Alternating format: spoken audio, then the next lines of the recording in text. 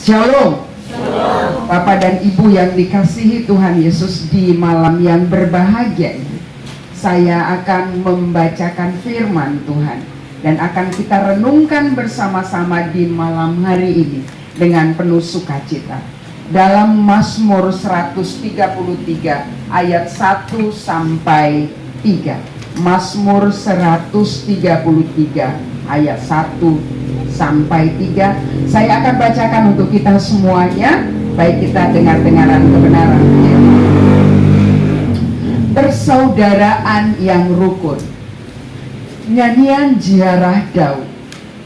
Sungguh alangkah baiknya dan indahnya apabila saudara-saudara diam bersama dengan rukun. Seperti minyak yang baik di atas kepala meleleh ke janggut, yang meleleh ke janggut Harun dan ke leher jubahnya, seperti embun gunung Hermon yang turun ke atas gunung-gunung Sion. Sebab kesanalah Tuhan memerintahkan berkat kehidupan untuk selama-lamanya. Demikian firman Tuhan. Saudaraku yang dikasihi Tuhan Yesus, bila kita berbicara tentang persaudaraan, persaudaraan ini bisa saja menyangkut saudara sedarah, seibu sebapak. Bisa saja persaudaraan satu gereja, satu marga, atau satu sektor, satu wek seperti ini, atau satu persekutuan. Sebagai pendeta, sebagai pelayan di gereja, sebagai penatua, atau apapun itu. Pertanyaan saya, pernahkah merasa tidak nyaman di tengah-tengah persaudaraan itu? Pernah nggak? Pernahkah merasa bahwa kita bertengkar dengan seseorang dan tidak suka dengan seseorang yang kita katakan saudara itu? Pernah. Saya juga ada di sana. Saya pernah nggak suka dengan orang lain, ya. Saya pernah benci dengan seseorang, gitu ya. Karena apa? Karena saya manusia, saya punya rasa. Dia juga manusia, dia punya rasa. Rasa kita berbeda. Yang benar menurut dia belum tentu benar menurut saya, ya. Dan karena merasa sama-sama benar, maka terpiculah konflik. Nah, konflik ini bisa mengakibatkan satu dengan yang lain merasa musuh. Bayangkan sama-sama berdoa, sama-sama angkat pujian kepada Tuhan, tetapi bermusuhan. Nah, saudaraku yang dikasihi Tuhan Yesus, pada saat ini kita diingatkan oleh firman Tuhan ini. Ketika kita berbicara tentang persaudaraan yang rukun, ternyata tidak luput dari kekurangan satu dengan yang lain. Hanya dikatakan untuk mencapai persaudaraan yang rukun itu, kita tidak bisa memaksa orang lain untuk menerima kita sepenuhnya, sempurna menurut dia, menurut saya. Hanya pakai satu alat supaya relasi kita, hubungan kita bisa tetap rukun dengan satu dengan yang lain. Alat yang pertama yang paling kita butuhkan adalah bagaimana kita memiliki saringan tentang perasaan, saringan tentang apa yang kita dengarkan. Nah, kalau saringan, paham ya? Saringannya. Tapi saringan ada macam-macam. Ada saringan gorengan, gitu ya? Ya, saringan gorengan tuh beleng-beleng berkeluaran juga kan? Ya. Tapi yang dimaksud di sini adalah saringan yang halus, ya. Kalau saringan yang halus, saringan teh gitu ya. Teh, ada nggak serbuk yang jatuh? Kan nggak ada ya. Yang jatuh adalah air, kan gitu, air dan warna teh itu. Nah, yang dimaksud dengan ini sebenarnya orang-orang Kristen itu perlu memakai saringan yang full, yang ketat gitu, yang bukan yang bolong-bolong.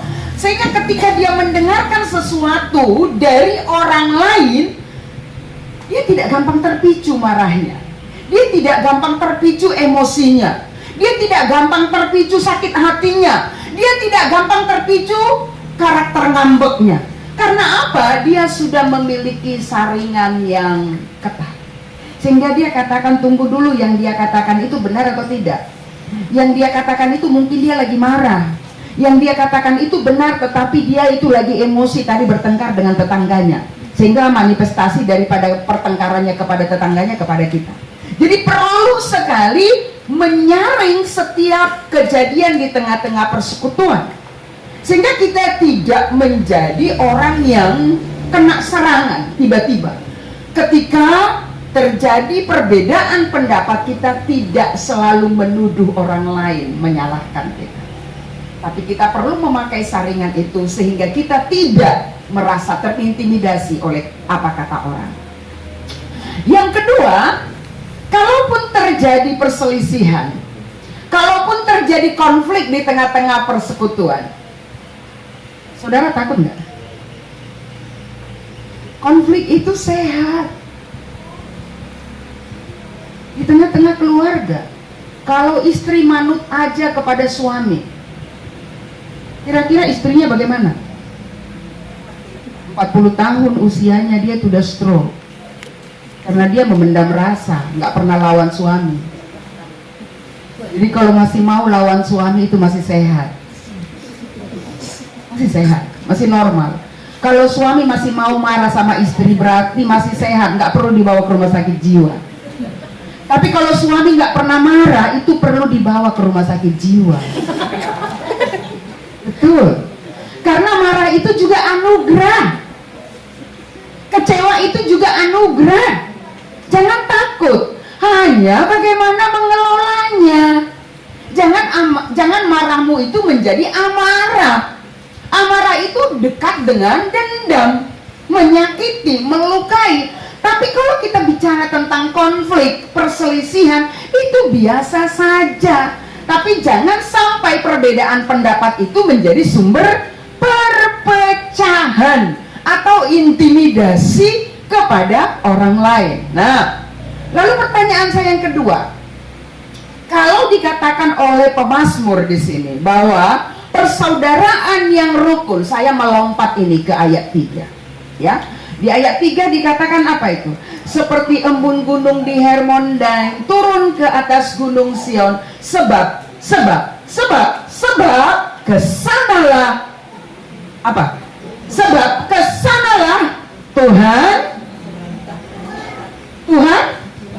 memerintahkan berkat-berkatnya. Wow, saudaraku, berkat akan diturunkan kepada persekutuan yang hidup rukun bersama. Amin. Kalau nggak rukun, nggak dapat berkat. Jadi saya nggak tahu juga ya, Pak Huta Barat ini hidupnya rukun nggak ya? Nggak tahu juga saya, ini cek dan dicek ini kan gitu. Nantulah rukun nggak ya? Saya percaya rukun deh ya. Nah, kembali kepada statement yang pertama, kalau kita bicara rukun bukan berarti tidak ada perbedaan pendapat, bukan berarti tidak pernah marah, bukan berarti tidak pernah kecewa, tetapi semua perasaan negatif itu bisa dibicarakan dan tidak menimbulkan dosa dan perpecahan. Di gereja saja terjadi kok perpecahan, tetapi tujuan kita bukan ke sana. Kenapa terjadi? Kalau dikatakan oleh pemazmur bahwa ke sana Tuhan memerintahkan, ini perintah, komando. Tuhan perintahkan berkat kepada orang yang memiliki hidup rukun dan damai. Artinya kalau datang berkat, ada iblis nggak? Kalau ada damai, ada iblis nggak? Nggak ada. Berkat damai maksudnya. Kalau ada berkat damai dalam hidup kita, iblis masuk nggak? Pertanyaannya, di gereja ada iblis nggak? Berarti nggak ada damai dong. Karena iblis itu nggak takut ke gereja, nggak takut Pak. Iblis juga nggak takut ke pendeta, hello yang berseragam. Nggak takut dia, nggak ada takutnya dia, ya. Sama penatua yang senior, takutkah dia samamu yang pengalaman? Nggak takut dia samamu, iblis. Iblis hanya takut kepada siapa? orang yang hidup dalam damai sejahtera. Amin. Damai sejahtera susah banget, susah banget. Dari mana sumbernya damai sejahtera? Siapa yang bisa tolong saya baca Filipi 4 ayat 8? Bapak-bapak dulu. Bapak-bapak ini kayaknya wajahnya serius-serius ini, mau pembawa damai ini. Pembawa damai. Oke Pak, baca Pak. Filipi 4 ayat. Kayaknya khotbah kita ini sampai subuh ini. Gimana sampai subuh? Filipi 4 ayat 8 ya Pak. Filipi 4 ayat 8. Kita lihat, kita baca ya. Udah dapat Pak? Sudah Pak?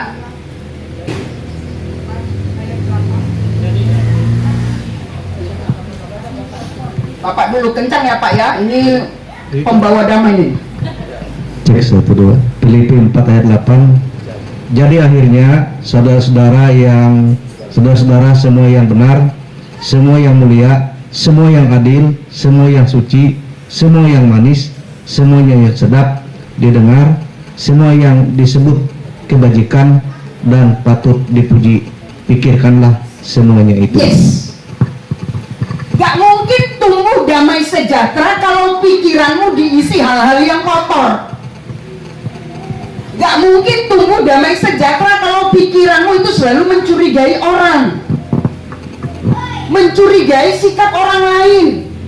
Tetapi dikatakan oleh Paulus, sumber damai sejahteramu itu adalah dalam dirimu, dalam pikiranmu. Gak jauh loh. Sumber damai sejahtera itu gak jauh. Kalau kamu mau rukun bersama, yang pertama sekali hari ini cuci otak dulu kita. Ya, cuci otak bukan pakai rinso, tapi pakai ini. Coba camkan ini. Kalau Paulus katakan ini kepada kita hari ini, akhirnya saudaraku, semua yang benar. Katakan, semua yang benar. Bukan hanya yang benar saja, tetapi semua yang mulia. Semua yang mulia. Lalu bukan hanya itu, juga semua yang adil, semua yang suci, semua yang manis, semua yang sedap didengar, semua yang disebut kebajikan, semua yang patut dipuji. Pikirkanlah semua itu. Sebab kalau yang baik dipikirkan, maka yang diucapkan adalah yang baik. Karena sumber dari segala sesuatu tabiat manusia adalah dari pikirannya. Maka kalau kamu baik, kalau kamu berkata-kata dengan baik, itu bersumber dari pikiranmu. Tetapi kalau kamu berkata-kata jahat, itu juga bersumber dari pikiranmu. Maka pikirkanlah yang baik. Paulus katakan, supaya kamu dapat berkata-kata yang baik. Dan kata-kata yang baik itu keluar dari hatimu. Dan kata-kata baik itu akan menjadi kebiasaanmu. Kata-kata baik itu menjadi karaktermu. Dan kata-kata baik itu akan mengubah kutuk jadi berkat. Sadar nggak? Seandainya di sini ada, saya akan praktekkan, minta apa?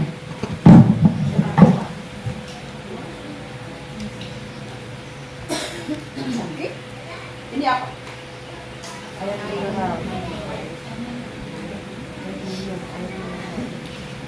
Perhatikan, kalau ini adalah pikiran kita, ini adalah pikiran kita yang dikatakan Paulus. Lalu saya berjalan, dia ada di sana. Ketika saya berjalan, beliau ada di sana, tanpa sengaja kami saling apa yang terjadi? Apa yang tumpah ke baju saya dan baju dia?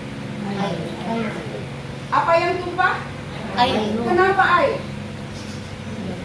Kenapa air? Karena isinya Air. Kalau isinya kopi? Kopi. Kalau isinya susu? Begitulah responmu kepada orang lain. Kalau isi otak kita kotor, ketika orang lain mengganggu kita, maka yang keluar adalah yang kotor. Paham sampai sana? Saudara, terima kasih Ibu, maafkan aku. Kita sama-sama basah, nggak apa-apa. Berdamai. Kita berdamai. Nah, saudaraku yang dikasihi Tuhan, hidup rukun berdamai itu jangan dicari. Sumbernya ada di sini, teman. Paulus katakan semuanya ada di dirimu, ada dalam pikiranmu. Oleh karena itu, karena dia bersumber dari pikiranmu, latih dirimu untuk menggeser konsep yang lama. Konsep yang lama yang suka memaki, yang suka marah, yang gampang tersinggung, yang tadi itu, karena isinya di sini. Isinya yang kotor, maka yang keluar yang kotor. Mari kita ganti air itu. Kalaupun udah sempat kotor, ada yang kotor hatinya? Gak apa-apa, gak apa-apa.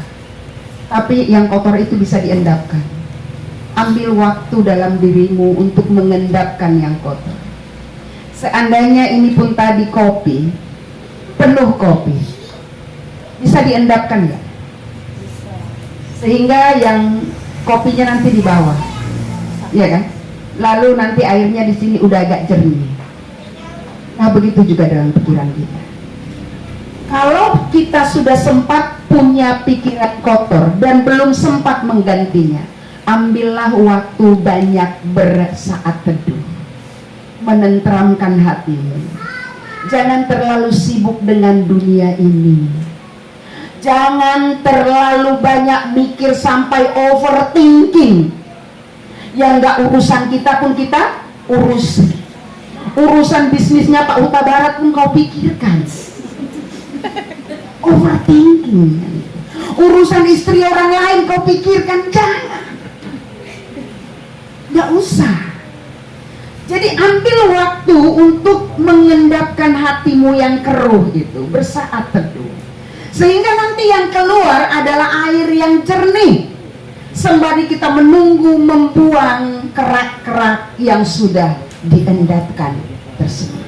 Nah, saudaraku yang dikasihi Tuhan, hasilnya apa?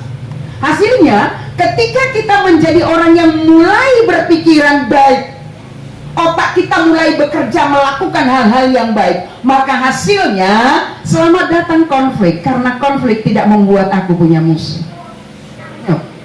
Masalah tidak membuat aku jauh dari Tuhan.